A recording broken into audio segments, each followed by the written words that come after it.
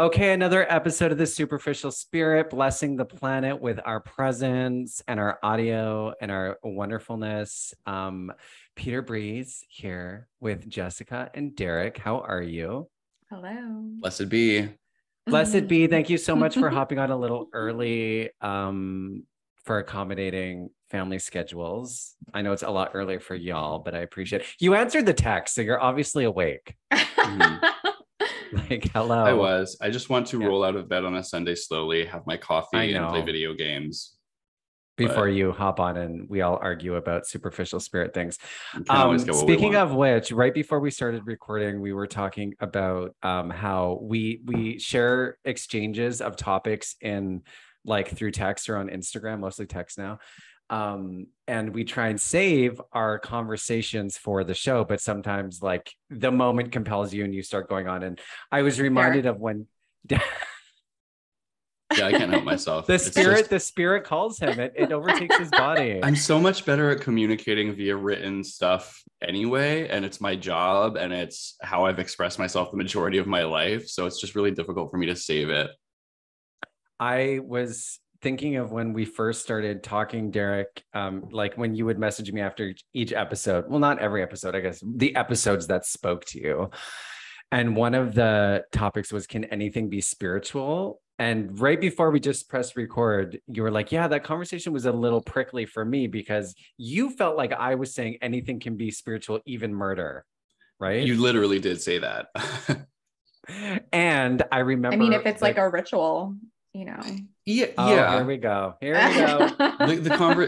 question was, can anything be spiritual? And for me, it was getting to this really like moral relativism place of like, I can't be inside someone's head, so I don't know if they're taking drugs or they're ritual murder or they're, I don't know, jacking off into a cup, or I don't know, like whatever someone's kink is, like if that can be spiritual. Like I was like, well, we have to decide on what spiritual means. We have to have a shared meaning for the word spiritual. Otherwise, no words have any meaning if we don't agree on some level on what they mean, right? So we can't just say anything can be spiritual, because if anything can be anything, then nothing's anything, right?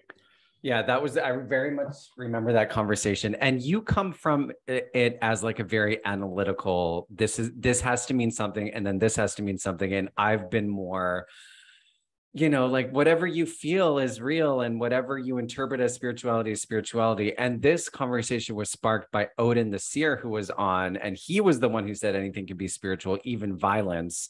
And I remember at that point in the conversation when I was recording it, I'm like, oh Lordy, here we go. And this is why the show has been so great for me, is because you really do get to fine tune your beliefs about, wait a second, is that spiritual? If you're hurting somebody else, is it spiritual? I wouldn't say now, like Jess, you bring up a good point. If it's ritualistic, maybe it's religious, I guess. But I think spirituality is something that evokes some sort of positive experience, something that maybe enhances your idea of who you are, how you fit into the world. And if you're hurting somebody else, I don't know. I think it's a weak argument. I think there are two things come up for me. One is that I would say, and this isn't how I think the word spirituality works or is defined, but I would argue that spirituality should be something that doesn't limit anyone else's expression or experience of spirituality, which is why murder doesn't work. Now, in the case of ritual murder, at least that is something a lot of people are engaged in, and everyone agrees who is participating in that, even sometimes the sacrifice. And I think like Mayan, or would it be Aztec, right, community back from thousands of years ago, they were all in agreement. They were having a spiritual experience by doing this. So I don't think so the problem for me was the moral relativism of like, if I'm not in your head, I can't say what is what, right? And it's like, well, but we have to have certain external meanings for things that we all agree, right? And so at least in the case of ritual sacrifice, there's a lot of people participating. If it's just you pulling a Jeffrey Dahmer, then it's like, I think all you're doing is murder, right? Yeah, like it's all relative, because you're saying, oh, if it feels good, but murder could feel good to Jeffrey Dahmer. Yeah. And you mentioned like, something about being a part of society, and someone with that mindset could be like, this is my role in society. Someone has to be the murderer. I am that person. I'm fulfilling like my role here on earth. So yeah. This is really interesting though, because if somebody is experiencing that in the moment and really genuinely feeling like they are being a part of God's plan, or I'm thinking about the person who came on the show who is schizophrenic, and when her psychosis started, she thought that she was like giving birth to demons and that God was talking to her, and in the moment it was very real, and then like once she was on the path to healing, she could look back and say, oh no, that definitely was not happening.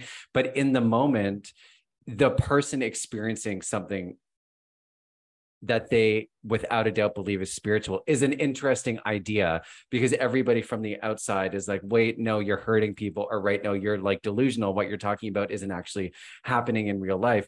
But to them, through their eyes and their mind, it is. Anyone Right. can justify anything, and genuinely it's probably the case that anyone can earnestly, genuinely, and sincerely believe that whatever they're doing in a psychosis or whatever the thing is, or under a misunderstanding, even like anyone can justify that stuff, and even anyone can even be honestly justifying it. But feelings feelings aren't facts, right?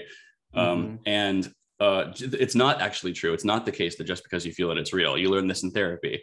You learn to look at a situation that, you know, 6 people with different backgrounds will all read a different way, and think to yourself, okay, well, just because I'm feeling it doesn't mean it's what's happening, right? This could read to someone else completely differently. And so why is my way right? Well, it's not. I'm feeling these things because of whatever my background, history, baggage is, you know?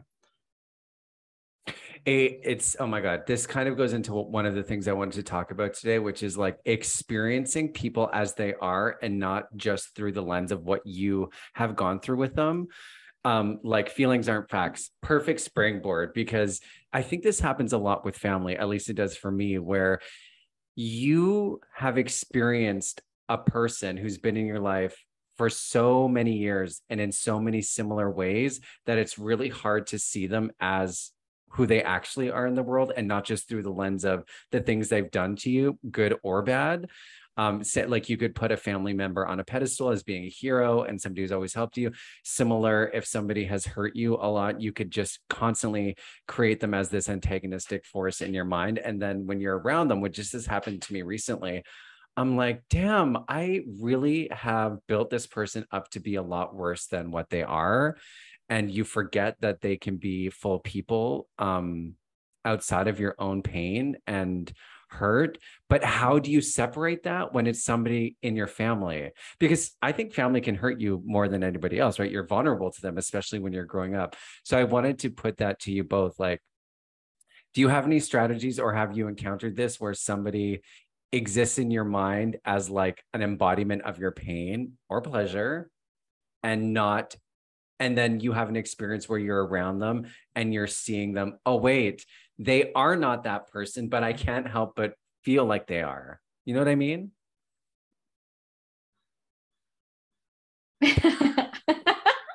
We're all staring at each other. Yes, I do know what you mean. I don't know if I have a specific example. I feel like maybe like once I became an adult, I saw people differently. I feel like I might have like some childhood hurts, you know, and then when I became an adult, I'm like, oh, that's what they just said to me while I was a kid. And I try to like understand more like what, I don't know, I guess like what people go through as adults, where we never feel like adults. And like now that I am one, it's like, oh, okay, they didn't know what they were doing either. If that feels like it relates to what you were trying to say. I have a similar, take on it. I mean, I think as an adult, I think I reached a certain age. It was probably somewhere between 29 and 30, maybe even earlier, where I just decided that like it was possible for me, I guess, to look beyond my parental, pain and stuff that had, that my parents had done to me, I guess, and realize that like, okay, in the case of my mom, she had her own pain. My parents divorced when I was 11, and she had, 2 twins to raise, and she was working as a high school librarian trying to do that. Do you know what the salary for a high school librarian was in like the turn 2000s? It was $32,000. Like, holy shit. Even then that wasn't a lot, right? 20 years ago, that still wasn't very much to raise two kids on, right? So I look at all that and I'm like, okay, like all the stuff my mom did to me, like, yes, bad, and I don't want to get too specific, I guess, because I don't want to upset her if she were to ever listen to this. But like, the point is that when I turned 30, I learned to be like, I'm not a child anymore. And I just have to accept that I don't get to have the childhood that I deserved, and I will never have it. And I have to go forward with a relationship with my family as they are now. And also they weren't perfect. And also they had their own shit going on, and it was difficult for them too. And I'm not excusing that everyone handled everything the right way, or that they were even doing a good job. But it's just, it's easier for me to see multi dimensions. And this is why I'm more sympathetic towards the kids of Britney Spears than I am to Britney Spears in this moment, right? Because I totally understand being in that state as a kid and seeing nothing other than the effect on you and just being totally consumed by that. Because honestly, your brain doesn't have the capacity to do much more. It's not until I was in my late 20s that I decided to just put that aside because I can't fix it, right? I've been holding on to this for my entire adult life going, if I can, there's the right conversation I can have with my mom that'll make her acknowledge this stuff, or I can like bully her into acknowledging it, or I can tell her how bad she hurt me. And it's like that. No, I can't do that. I just have to accept what happened, put it aside and move on. And as a kid, like, I think you just are so consumed with the unfairness of it all, which is valid, but you don't have the capacity to see much more than that, I guess. Right. Yeah. Like one of my family members didn't talk to me for a while, and it was really upsetting for me in my early 20s. And now that they do talk to me, I never even like brought it up. I was like, okay, we're just going to talk again and we're going to be family again. Cause I was just like, everyone goes through things and this is my family and we're just going to move on. What were we going to say, Peter? I was going to say that, like, I feel like looking back, I can pinpoint my entire personality and like character to like a few moments in my childhood that happened, and how those moments informed everything about who I am and how I interact with people. And it's been such a default, like going through therapy, and really like how many times I have tried to investigate why things happen or like who's to blame, like when you talk about parents or siblings. But ultimately, my experience of my pain was only my own. And even though multiple people lived through the same experience, like you grow up with your parents, you grow up with your siblings, you're all in the same house experiencing the same things together, but everybody experiences it differently and interprets it differently. And only recently have I accepted, like, oh wait, like similar to what you just said, Derek, it's not about getting justification or trying to get your whoever, your mom, your siblings, to validate your feelings or to like explain, because just because something is hurtful for you doesn't necessarily mean it was intentional. And just because you need something from somebody doesn't mean that they're suddenly going to become that person. If you have a parent that is very overbearing and controlling, and what you needed from them was to get a little bit more freedom and trust, you can talk until your face is blue and try and convince them that I needed freedom. Why didn't you let me be who I am? And they'll say, okay, I'm sorry, I was doing my best.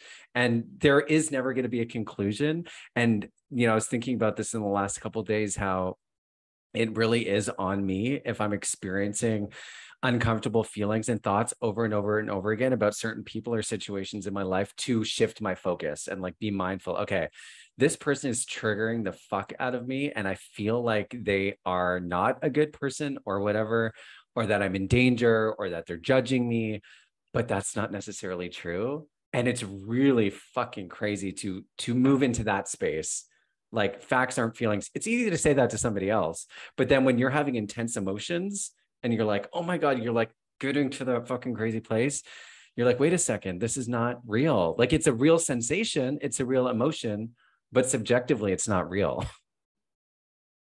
Yeah, that's the distinction that people fail to make, and I find so frustrating all the time. The way what you just said, Peter, that it's real to you in the sense that you're feeling your feelings, and those are real feelings, but it's valid only to a point. And the point where the validity of your feelings stops is outside of you. Anywhere where you start attributing it to external forces, that's where you've already gone too far. The feelings you're having are valid because of what's in your head and what you've experienced and your baggage and stuff like that. But as soon as you start projecting it onto somebody else, you did this to me, or you're making me feel this way, you're already going too far,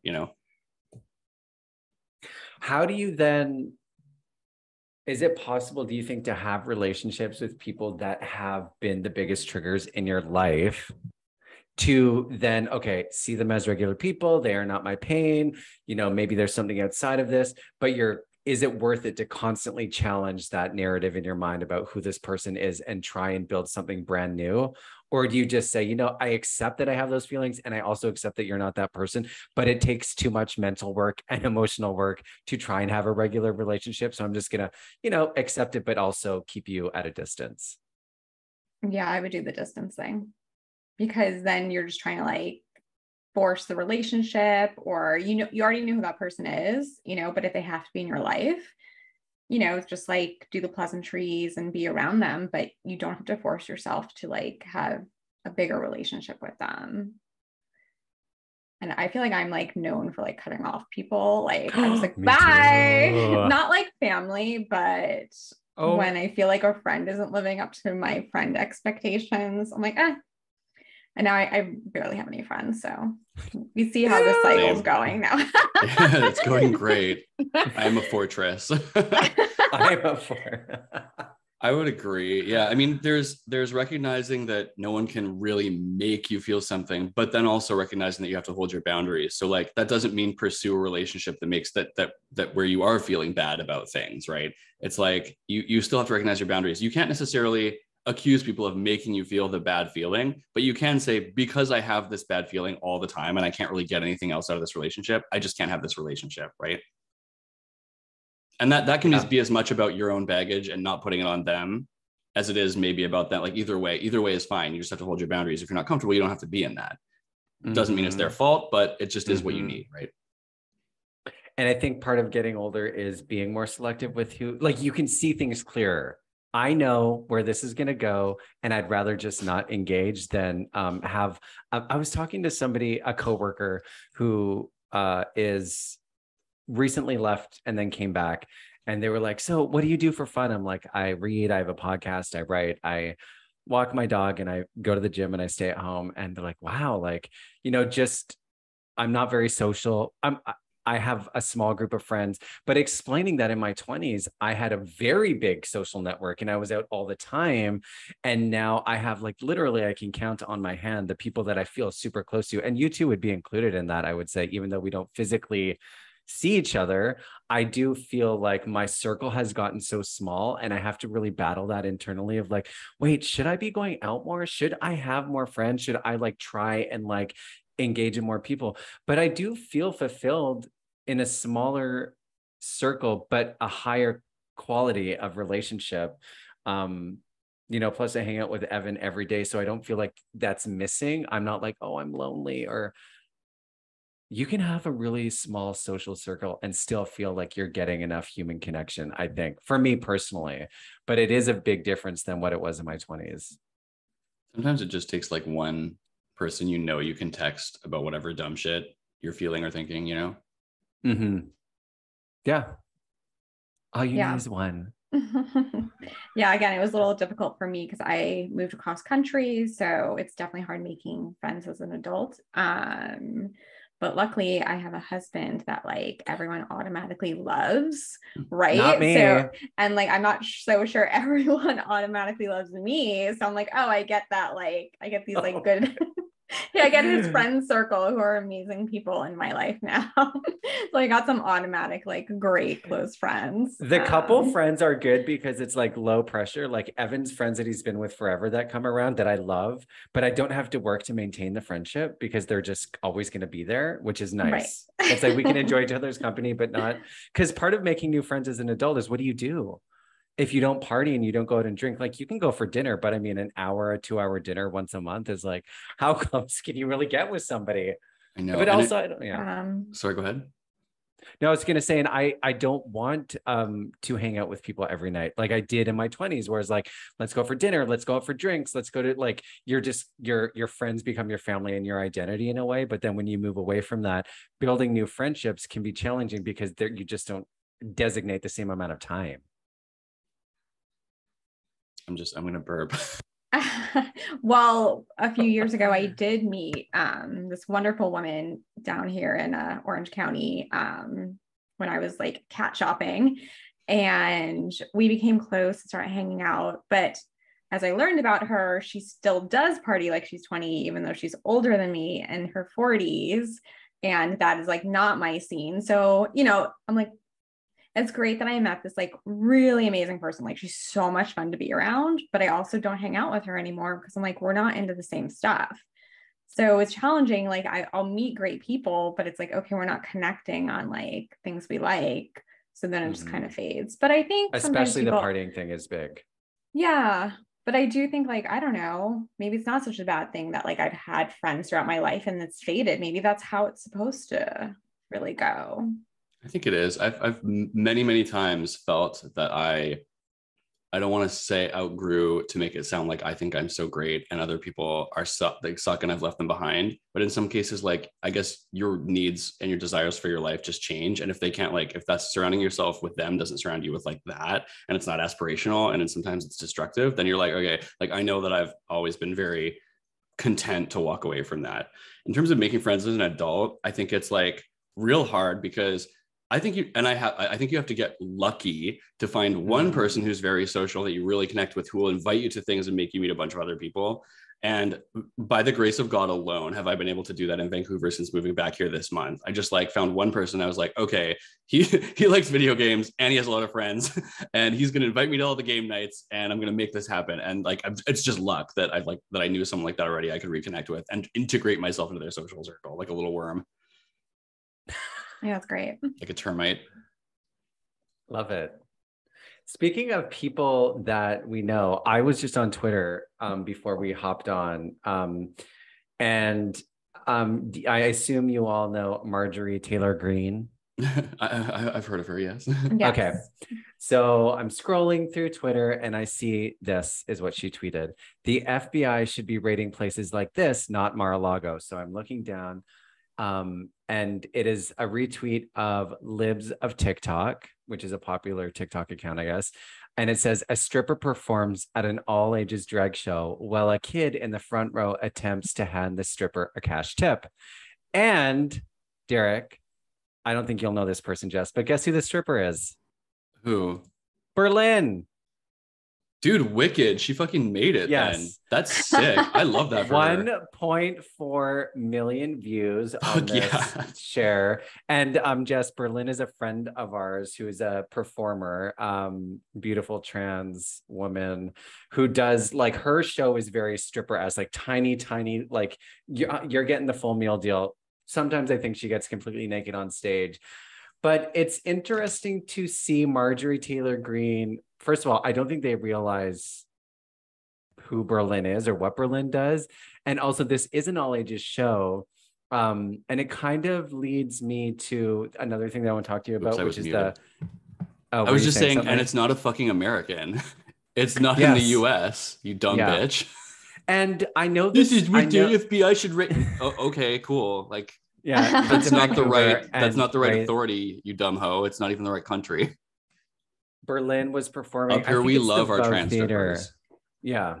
Sorry. And so this kind of goes into another thing that happened in Canada this week that I sent you both a link to, which is a teacher in Oakville that recently came out as trans and is transitioning.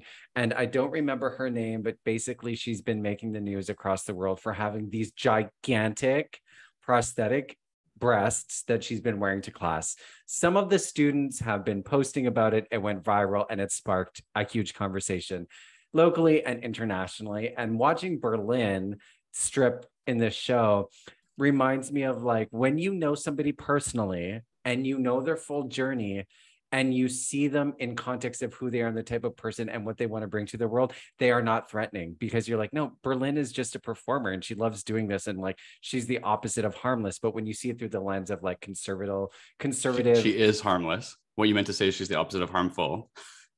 What? You said she's the opposite of harmless. And I just want to make sure. Oh, yes. Yeah. No, she's great. She's a ray of sunshine. Oh, we love her. But if you don't, it just looks like a stripper on stage in front of somebody who is like maybe in their early teens, which I can understand would spark some questions about morals and whatever. What should kids be exposed to? But also, what do you think they're Googling on the internet? This is the other thing. Do you really think they've never seen a naked person before at this age? Crazy. So this teacher has these giant prosthetic breasts, and like the first reaction is like, what is this real? Because it Right. does look kind of startling. The Like wig, tabloid fake news. yes, the wig is like not the best wig I've ever seen, and the breasts are obviously giant. So I'm curious what the two of you, what your impressions were of that. Well, just really quick, can you like send the link to the Marjorie Taylor Greene tweet? Because I don't know if I want to smash these two things together. I think there's certain Okay. overlapping things, but I think they might. I want to analyze them. I'll send it in the chat. Thank you. You deleted your Twitter, didn't you? Yeah, I deleted my like horny Twitter. Oh, but you still have your regular Twitter? I have like a secret Twitter that I just like spy on the discourse from. Oh my gosh. See, professional antagonist. Okay. I have a secret Twitter. So from all ages drag show.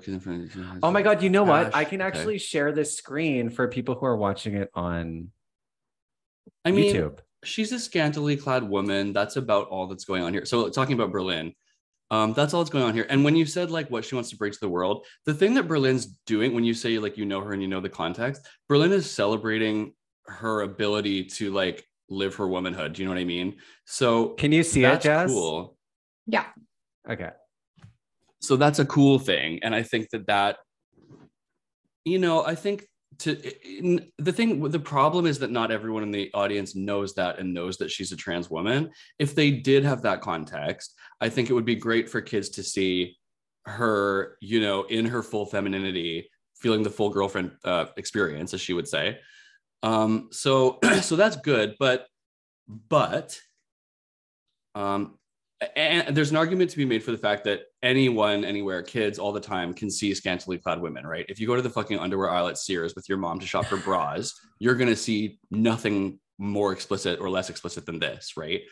I don't understand what the weird pearl clutching is about the tipping. I mean, I know conservatives feel like that makes it a strip show. Like there's something inherently sexual about handing a performer a dollar bill. I don't fucking get that, frankly. So I think that's just a really stupid scare tactic that they're trying to use. The way that I find this potentially questionable, along with the teacher, though, is kind of like a vibe check situation. I don't generally think that drag shows really are the spot for younger kids, right? I really kind of don't think that. Not because I think everyone within a 10-mile radius is getting groomed by them, but just because it's just a vibes thing. Drag queens do often make body jokes. I watched this happen in, you know, when I was in Victoria, I watched this happen at a drag show. My friend was the drag queen, and she was about to make like a body joke about, you know, penis or whatever, something really like crass. And then she stopped and said, "Oh, there are kids here. Maybe I won't tell that joke." And the mom of the kid went, "It's fine." And then the drag queen told this joke in front of like an 8 to 12-year-old. And I was like, I still think you shouldn't have. I don't know that. I don't know that this passes the vibe check. Just that doesn't mean I think it's threatening to kids. I don't think they're being groomed. I don't think it's a sexual intention from Berlin in that clip or from the drag queen telling this joke. There's obviously nothing sexual happening towards the kids. It's not going to like cause them to be confused about their sexuality or gender. If anything, it's going to validate their feelings about it, whatever. Do I think we need to be bringing younger kids to drag shows where there's body jokes about penises being told and like potentially the strong potential for women in barely any clothing to be dancing in a sexual way? No, I don't really think so, to be honest. That's different from drag queen story time, right? There's no problems with that. Like nobody's doing sex stuff at drag queen story time.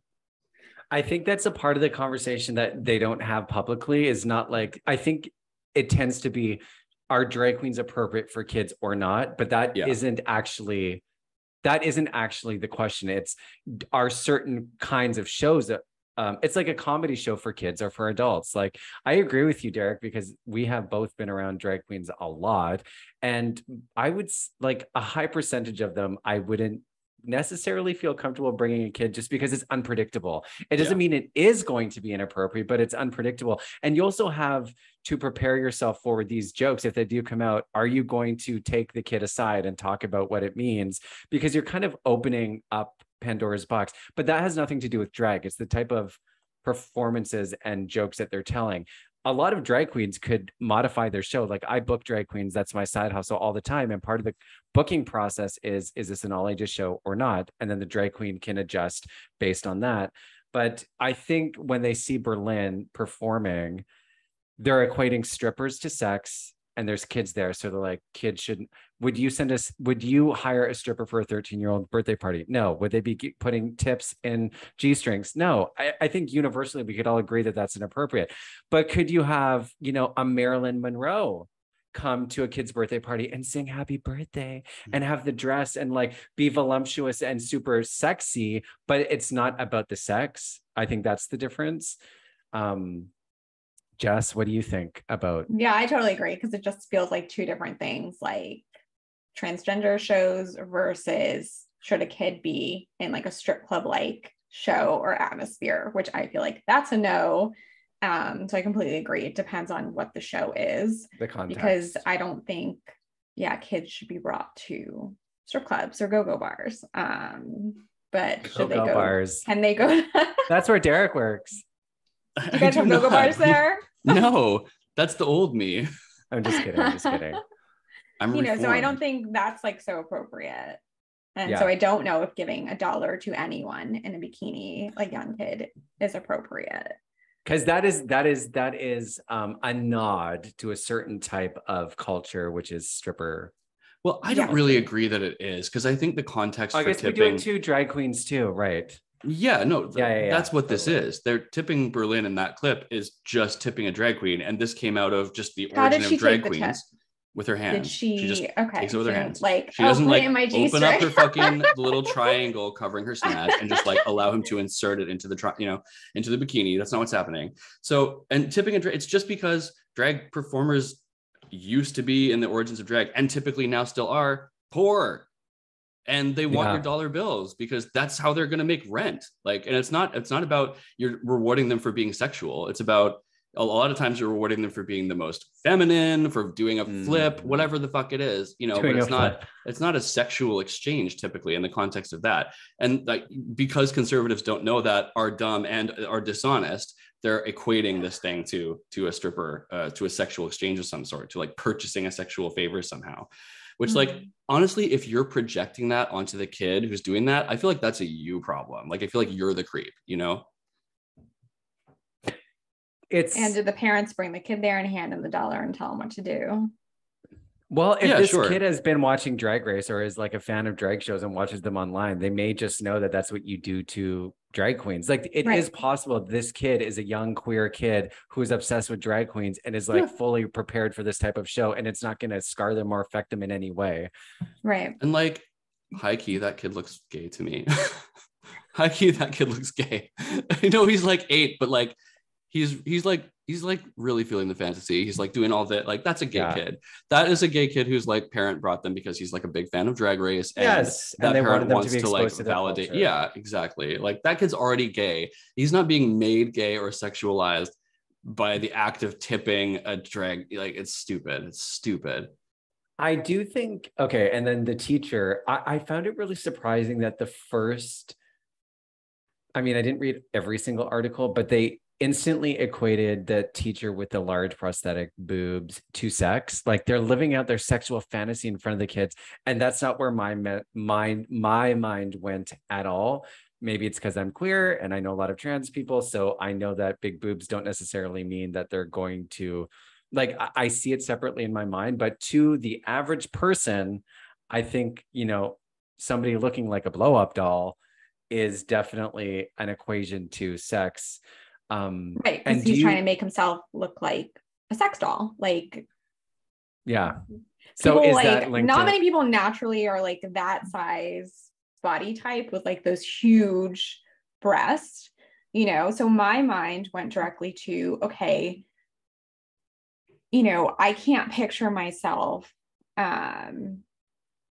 I felt that I was a man and I want to show myself as a man, I can't picture myself putting on tight pants and filling it with a big prosthetic cock or like sock and going and teaching 8-year-olds. Like it just doesn't seem appropriate. Like, change your boob size. Like, that's what's cool that he could do, right? Wear that on the weekends, wear a different boob size during school. Like, it just, or as a woman, I can't fathom having large breasts, showing up to school, teaching with an extremely low cut top on, and like just thinking like people wouldn't be distracted or something. Like, and yes, people can wear whatever they want, but it just still doesn't feel like neither of those things appropriate. Yeah, there is a dress code at that school where you can't have like your nipples like stabbing out of your shirt, and her prosthetic does have that, right? So that's already poke someone's eye out. Yeah, that's already, and that's just, it's a fake articulation on those breasts that is optional. You know, you don't have to have that on whatever the chest plate is that you decide to wear. So like, that's you wear that to be looked at. You want people to look at that. You know, it's women already get in violation of the dress code. Breast jobs, you know, to be looked at, like those Instagram model type of things, you know, like they do that so people look and focus on that, in my opinion. Yeah. And I just like, again, like the whole chest plate, the whole thing is a choice. That is not surgery. She's just wearing like a bib, right? With boobs on it.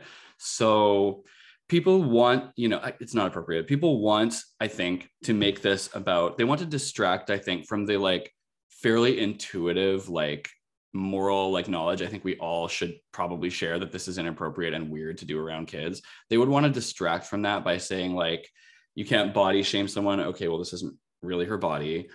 You can't like dictate how someone fulfills, you know, their transness or like embodies their transness. Maybe this makes her feel, you know, the gender euphoria instead of the dysphoria that she's seeking. It's like, I don't think so. You know, it's again, so like the drag queen stripping problem, it's kind of a vibes thing. Like we can't draw it. So people will be like, what size is okay? Is it an H cup? Is it a D cup? Like, stop it. Just stop it. This is inappropriate. We can all see that.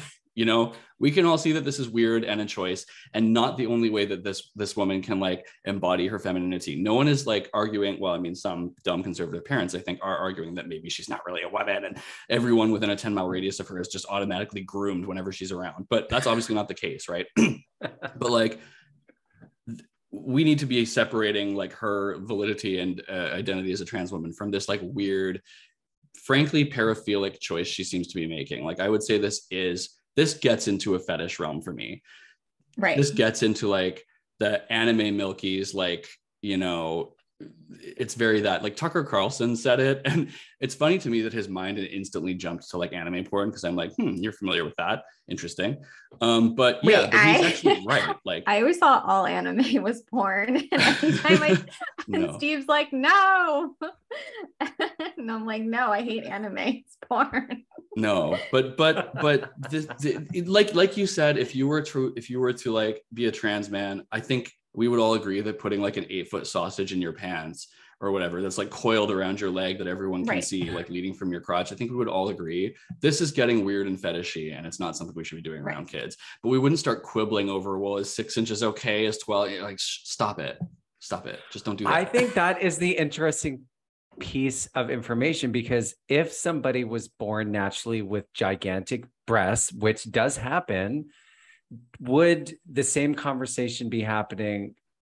It's not about, like, to echo what you said, Derek, it's not really about the size of the breast, because some people they're large, they got big boobs, they're teachers, and I'm sure that some people find it distracting, but you accept, well, you know, that's just their body, there's nothing really they can do. You don't expect them to go get surgery because they're teaching kids. When you're applying to be a teacher, there isn't a body type check. You know, it's not like, do you look a certain way? But because this person is choosing to wear it, it is an interesting choice, because they are in a very specific environment. It isn't just like they're living their life. They have a day job, you know, they're around kids. So it's an interesting choice. It really is. And it's an interesting choice for the school not to engage in any kind of conversation about it and just say, we accept everybody point blank. But no, you don't, because you have a dress code. So there is actually some structures in place to control, or at least embody some type of value So why are we not, at least making her wear nipple fucking pasties so she isn't You could just poking. shave those off with a sandpaper. And part of the clip is her trying to operate a bandsaw. She could just turn around and zip those things It's right like, you off. can't write this stuff. It was so crazy. Like the shop teacher with these giant prosthetic boobs chopping the wood. It's like, what? It's so wild. So I'm really curious to see how this plays out, because I'm sure something will inevitably happen. The majority of kids, like in the article that you shared with us, that like brought my attention to this because I hadn't seen it. The kids they quoted didn't care, which I liked. I thought that was funny. Like they were clearly, the reporters were fishing for like, do you think this is appropriate? Do you feel sexually confused by this man and his breasts or whatever the fuck? The kids were like, I don't really think about it. So like, not many kids at that age are like thinking about their teachers in that way anyway. Wait, yeah, no, they all are. Are you kidding? Of course they are. I don't remember. You have a hot teacher? Maybe in like grade 12. I was not in grade like earlier. In freaking grade 7, I think people start like talking about their hot teachers, or even earlier than that. Yeah, everyone's thirsty for their hot teachers, make no mistake. But like it's very different to like be thirsty for your like normal, like big titted looking like teacher, as opposed to like this one with the rocket tits on. Like not the same thing. Tits. That's a good name. Rocket Honestly, tits. I don't think anyone is fantasizing about rocket tits, but yeah. Well, there is a market for everything. Maybe her, like it's serving. It's serving like autophilia. It's Jimbo. It literally is Jimbo as a teacher. Okay, enough about the big boobies. We'll follow this story closely and send updates. This is a little shift in like, there's a new Netflix show called Dahmer, something about monster. Evan Peters is playing Jeffrey Dahmer. Evan Peters, by the way, is my celebrity crush. I think he's so fucking hot. I love him. So good. There was recently a Dahmer movie, My Friend Dahmer, I think, and it really focused on Jeffrey Dahmer's early years and sort of like the type of kid he was leading up to his first murder. And it seems, I only watched the first episode, but this one starts with Jeffrey Dahmer getting arrested. I feel really, and I have a lot of mixed feelings about it because I consume a lot of true crime. And a lot of the time I'm like, is this exploitive? But then a lot of the podcasts include the victim's family. So it's more of a way for them to get their story out and hopefully shine light on the case and hopefully get it to be solved. But these movies about serial killers, I'm like, I am attracted to Evan Peters. And now I'm like, weird that he's naked and with these dead bodies. Yeah, not that it's turning me on. I don't think I've ever seen his body before in like American Horror Story. And I'm like, oh yeah, you see his butt a million times. Hello. In American Horror Story? Yes, Google it.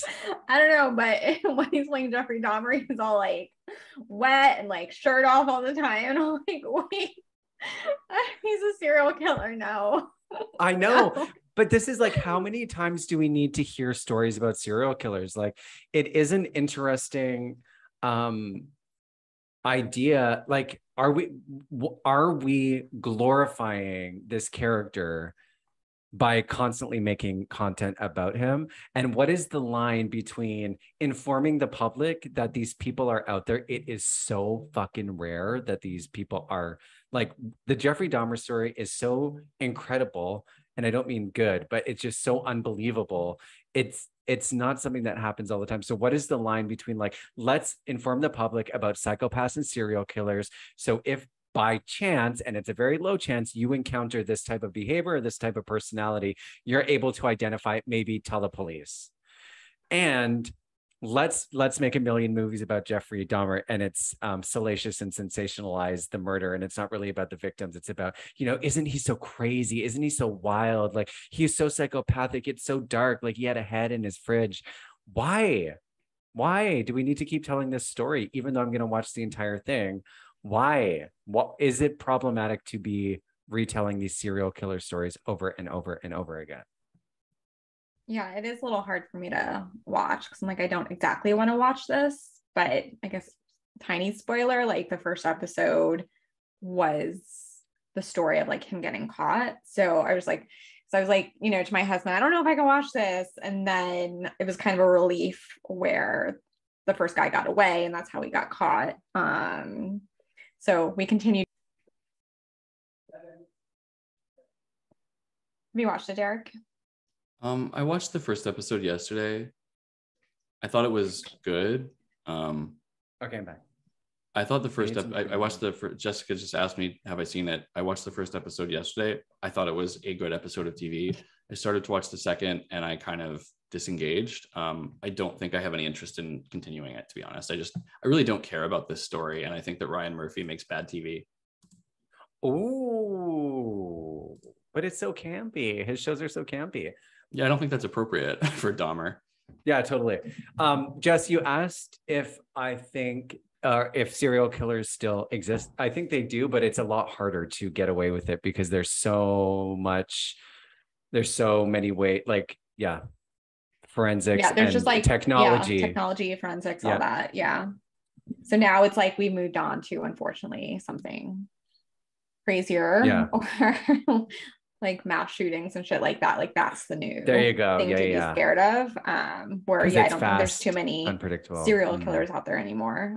So yeah, are they doing this to like show us the signs of like, just in case you meet someone like this, maybe it's a red flag? I'm like, I don't know, if that's like a thing anymore.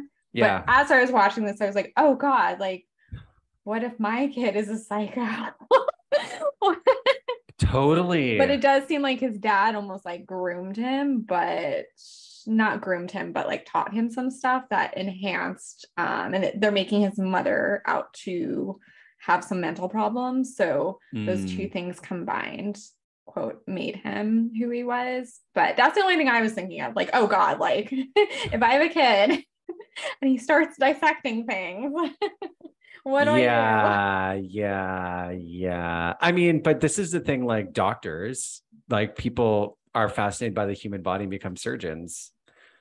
Better use of that impulse, I would say. But how many psychopaths are maybe doctors because they're like, yeah, I don't really care. Well, he was I'm desensitized. Oh, was he? Yeah, I think he was in. I mean, what, on animals in the shed in the back of his house? When he went to the military, he was in the medical unit, and then they show him, I don't know how much of the show is true, they show him getting a job as someone who like takes your blood. Okay. Lobotomist. Oh, wow. But Derek, what's the name for that? This also reminds me of, and I want to do a whole show about this at some point, but I don't know. Bruce McArthur is also a serial killer, and basically he like would take men home and kill them in his house.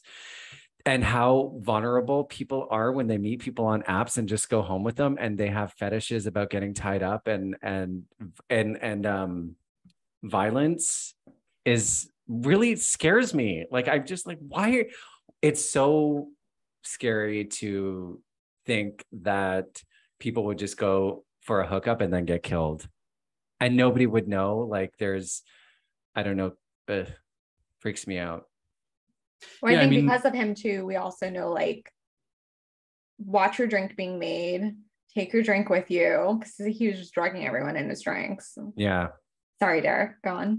No, I was just gonna say, not to be victim blamey, but like people on apps and stuff, and in any like blind dating situation, really do have to exercise some more of those vibe checks I talked about, right? Like, unfortunately, not everyone has this ability, but you really have to, like, if something makes you feel uncomfortable, you really can't be doing it with a stranger. You can't be like, oh, this is the time when I'll explore shibari. Do you know what I mean? Like, what's shibari? It's that like Japanese bondage with ropes thing. Like, trust. Yeah. You can't be feeling like you're being coerced into stuff by a stranger. And, I don't know. I really feel that if I have like a sixth sense and a psychic power, I really can like look at you, and by your picture, by the structure of like your face and your eyes, like I know if you're a creep weirdo. I know this is feeling very like wait, Derek's psychic. We're uncovering something. This is feeling very phrenology, and I guess I just know how to spot creep phrenology. I don't know what to say, but I feel like I can tell by your picture, and also by it's just like the interaction, right? The way the interaction is going. If it's a little off, just like you can't be taking chances, Do you encounter often people on apps that you feel like are creepy and you would never go to their house? Oh God, yeah. Maybe you should go to one of their houses, but keep a recorder on. Why would I? I'm not interested in true crime. I'm not trying to be a part of the story. Well, think about it. No. Okay, well that's Dahmer. I'm still gonna watch it. I think that it's salacious, but I like Evan Peters, and that's that. I mean, people are saying they like the first six episodes, and then after that, it falls apart and becomes a Ryan Murphy show, and they don't mean that in a good way, right? And I'm like, okay, that's why I'm not going to. I stopped watching Ryan Murphy on like season 3 of American Horror Story, and the Scream Queens I didn't watch. He's got a, I mean, I think if I was a show creator, I would do something like, I don't hate the campy over the top approach to making TV. I think it's, his voice is fresh, especially when it first came out, but it definitely, like I hit a wall where I was like, okay, I don't need to. It's not new anymore. It's my problem with it is that it's usually lurid. It tries to show you these like lurid, sensational things while making gestures at substance that it never really develops, right? It says, look, we're doing a show about the victims, not Dahmer, because that's the good thing to do. But then it'll like show you him like consuming people's organs. And you're like, okay, I think you're just trying to make me think you're doing a thing that you're not actually doing. Do you think they have this conversation when they're about to make the show? Like, what's the moral? It kind of goes back to Disney doing Black Ariel. Like, do they have the moral conversations about putting a Dahmer show together? Or do you think it's like, this is going to be great, people are going to watch it, end of story?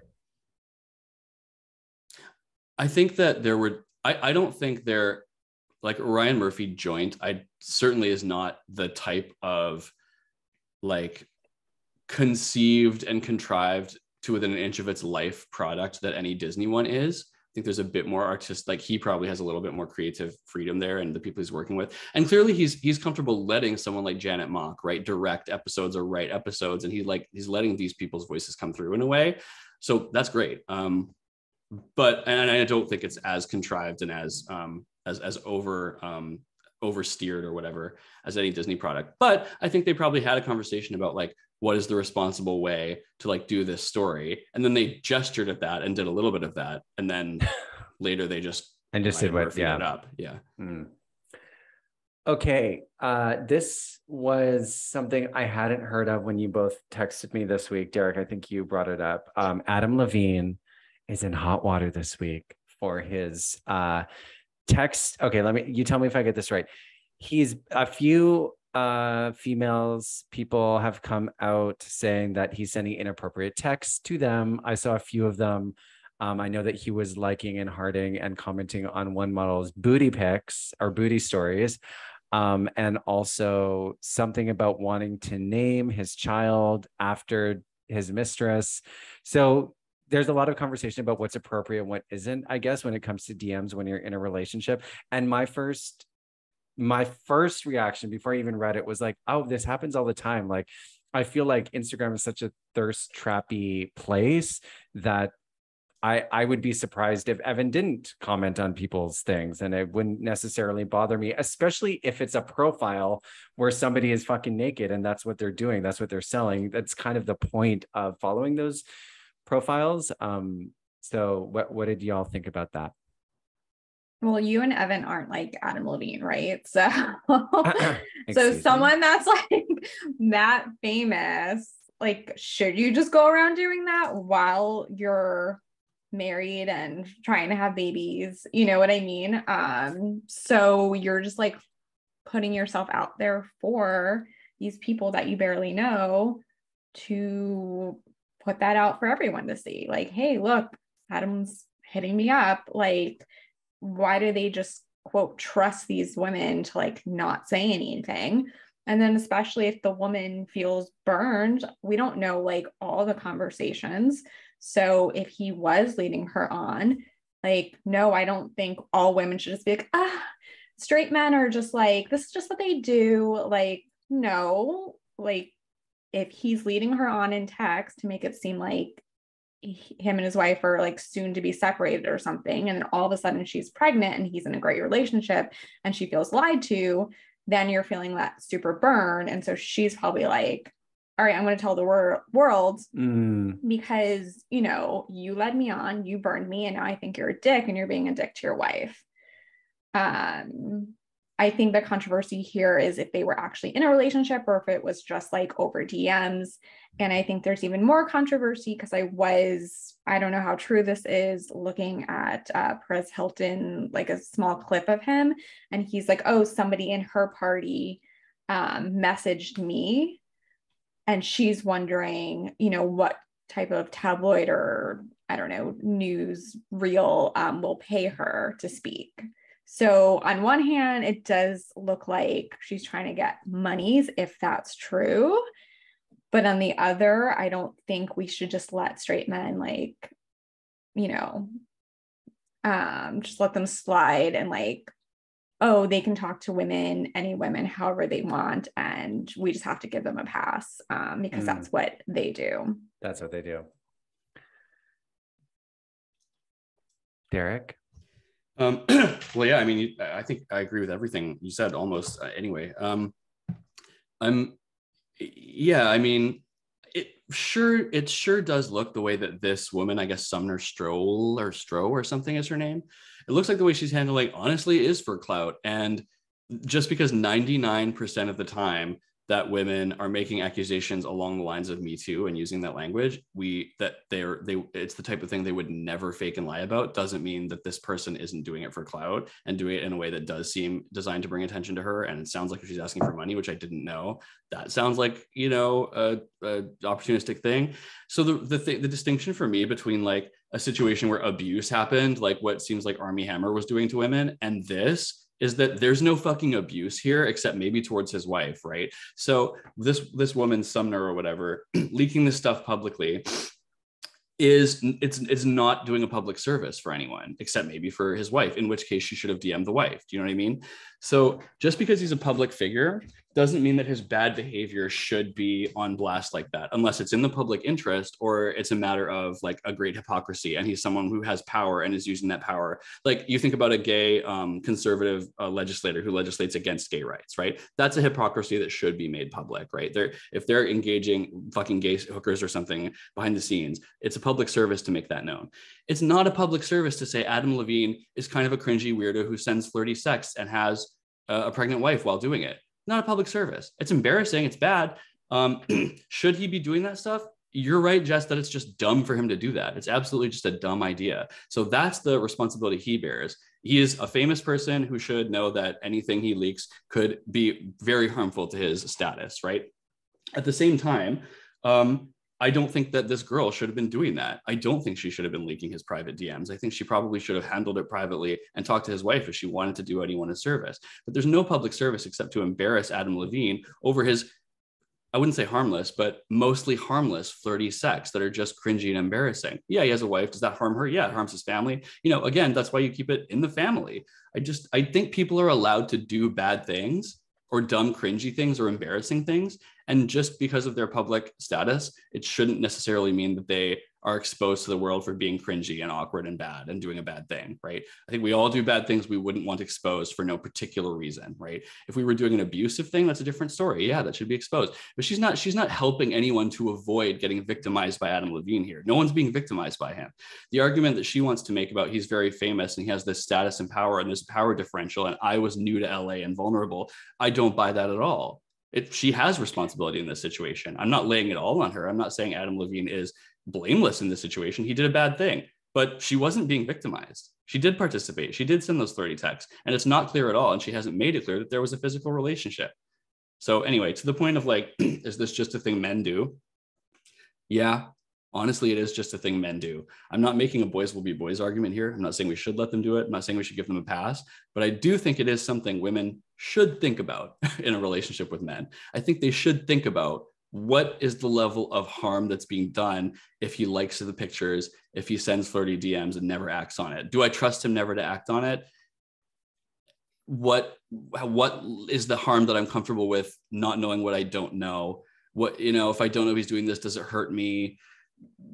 I do. Yeah, I agree with what you're saying with the level of harm, like Armie Hammer, extreme level of harm. Yes, call him out.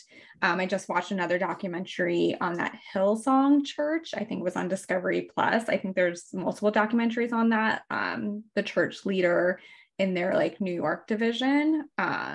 he kept preaching about just like not to have premarital sex. Like he would always talk about like rules around sex and everything like that. And then he was sliding into people's DMs while he's married with like 3 kids and did meet up with women and have relations with them. And that was harmful because a lot of people came forward and said how they were really harmed and broke up with people and thought they were horrible people Wow. because they had premarital sex, and then they had to break up and they were punished in the church because of that. So yes, like Adam has like less of a level of harm. He's just a singer and he's just being an idiot. And yeah, I do think this woman is out for clout as well. And she could have gone about it in a different way. But I don't know. As a woman, I'm kind of like, don't fuck with me. Like I might have done the same thing. Yeah, and I sort of allow and give women any level of reaction or feelings about this exact behavior that they would want to have. Like if you're not to raise the specter of something that would be like, not to like, put this in your mind, Jess, but like if your husband were doing that, right? Like I would allow you whatever level of like feeling betrayed or angry that you would want. I would also just like I would also just ask women at large in general to consider, though, that this probably is just a thing your man is doing anyway. And for this Sumner person, it's like, okay, you chose to blow it up like this. Yeah. You want to be in the public eye. You're going to be, and this could turn on you. Like she could just be seen as someone like wanting clout, and now she's just that other woman. It's a pretty light argument to come forward in the public simply because a celebrity has been flirting with you in the DMs. It's pretty like risky to come out with the narrative that you were young and vulnerable, you're new to LA and he was misleading you, because I like, similar to what you said, Derek, is like, are we surprised really that this is happening? It's Adam Levine. And when it comes to, celebrities should be able to do what they want without this sort of like everybody's just leaking it to the media. I obviously do. I think that is true. And I've said this a lot about Britney, is like, she has the right to be a crazy mess if that's what she wants to be. Spend all of her money, party every night, post nudes for the rest of her life. She is entitled if that's what she wants to do. Just because she's famous, et cetera, et cetera, et cetera. But like, with the DMs, I just feel like it's not news. Like, it's just so not interesting to me that like, really this, like, you didn't even meet him at a party. He didn't even like kiss you or like take you on a crazy trip. Like to me, it didn't cross any lines. And I do think this happens a lot on social media, because I think sending a tap and a heart is so easy and it doesn't feel like you're crossing a line. But once you open the door and there's some engagement, it can get flirty pretty quickly. And I think most people are not going to act and go have an affair and go and cheat on somebody. They're just sort of being human and being attracted to somebody and engaging in content that makes them feel like, ooh, it's exciting. And honestly, wouldn't you rather that than them going to a bar and like trying to find somebody to have sex with if you're in a monogamous relationship?